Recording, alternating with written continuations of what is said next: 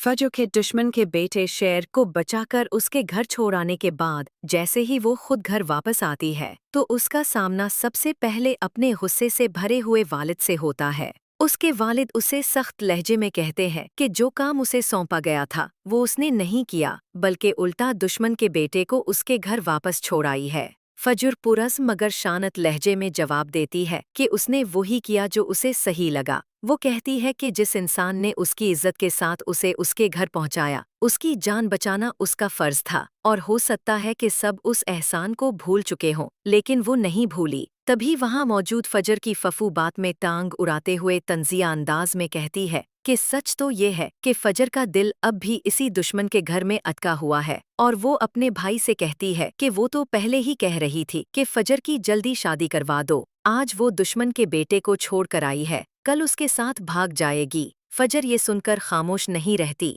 बल्कि डटकर जवाब देती है कि जब तक ऐसी सोच रखने वाले लोग यहाँ मौजूद हैं, यहाँ से भागना ही नजात है। अगले मंजर में शेर अचानक फजर से मिलने आता है, जो उसे एक पुराने बाग या वीरान जगह पर देखकर हैरान हो जाती है। वो घबराकर उसे कहती है कि वो यहाँ से फौरन चला जाए, अगर किसी ने देख लिया तो तमाशा बन जाएगा। लेकिन शेर एहतमाद से जवाब देता है कि जैसे फजर ने डर के बगैर उसकी जान बचाई, अब वो भी किसी से नहीं डरता। फजर उसे जाने का कहती है क्योंकि दुनिया सिर्फ अपनी मर्जी की कहानी सुनती है, और कल को सब इल्ज़ाम शेर पर ही डालेंगे। शेर मोहब्बत भरे लहजे में कहता है कि अगर फजर से जुड़ा इल्ज़ाम हो तो वो भी कबूल है।